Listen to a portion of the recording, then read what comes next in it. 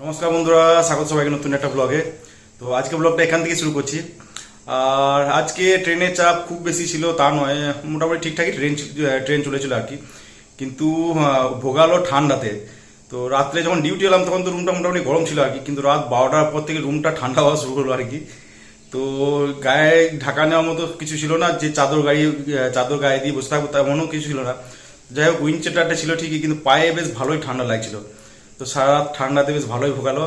বিশেষ করে গাড়ি পার করার সময় বাইরে যখন বেরোচ্ছি তখন কাঁপিয়ে দিচ্ছে ঠান্ডাতে আর কি। তো যাই হোক, সকাল সকাল ব্রাশ ট্রাশ করে ফ্রেশ হলাম জাস্ট। দেখি এবার কিছু খাই, খাওয়ার পর আবার ডিউটিতে লাগবো, তারপরে একদম ডিউটি অফ করে বেরোবো। তো যাই কিছু খেয়ে নি আগে।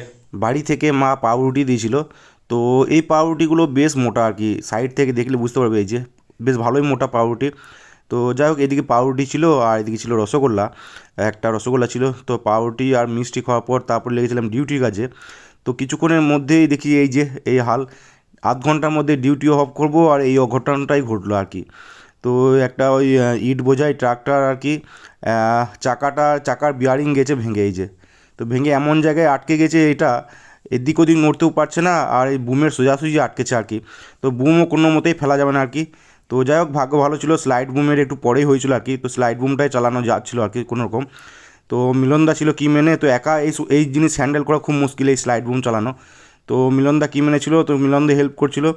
আর এদিকে ট্রাক্টরে যারা ছিল তারাও আর কি স্লাইড বুম চালাতে হেল্প করছিল। তো সবাই মিলে স্লাইড বুমটা চালাচ্ছিলাম। তো যাই হোক, কিছুক্ষণের মধ্যে এলো মিঠুনদা। তো মিঠুনদা আর আমরা সবাই মিলেই স্লাইড বুম চালাতে শুরু করলাম। তো এই স্লাইড বুম চালানো কিন্তু খুব একটা সহজ কাজ নয়, বেশ ভালোই শক্তি লাগে আর কি স্লাইড বুমটা টানতে। তো যাই হোক, মিঠুনদা আসার পর মিঠুনদাকে কিছুক্ষণ হেল্প করলাম, তারপর আমি ডিউটি অফ করে বেরিয়ে পড়লাম।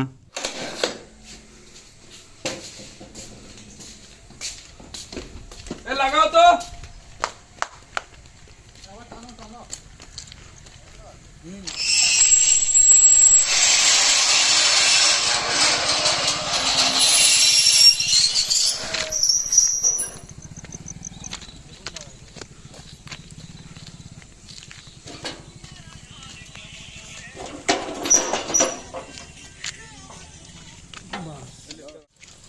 পেছনে যাবো, গাড়ি হয়নি তো, গাড়ি হর্ন মারছে গেল না।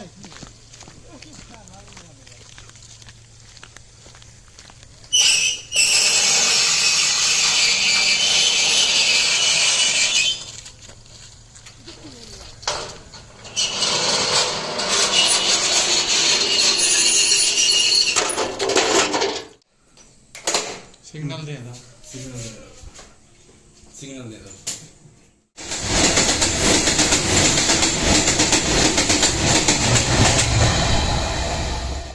দুজন দিয়ে স্লাইডটা টানা কইলাম মিলনদা, টানাটা এই যে টানা তো ওদিক কই ওইটাই তো নিলাম।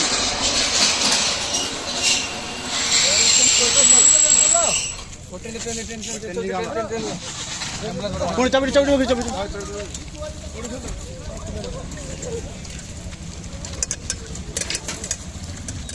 কোটা একদম কোটা ঠেল দাও।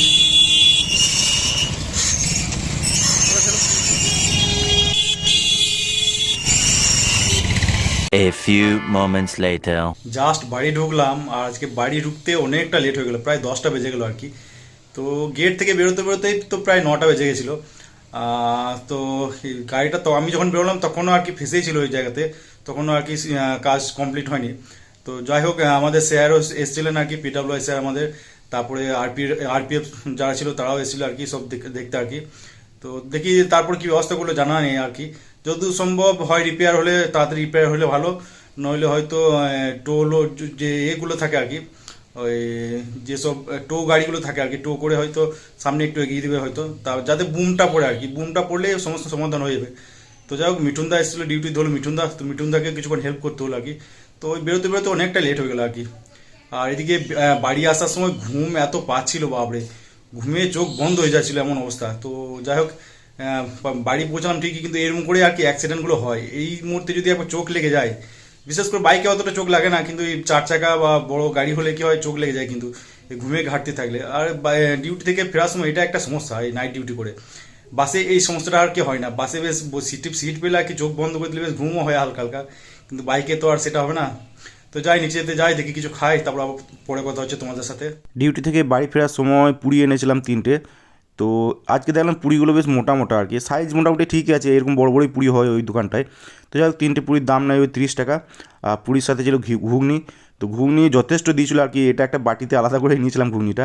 তো যাই হোক পুরি ঘুগনি খাওয়ার পর উপরে এসে শুয়েছিলাম, আর ঘুমও পাচ্ছিলো বেশ, ঘুমও চলে এলো। 2,000 years later. ঘুম ভাঙলো প্রায় 4:30টার সময়।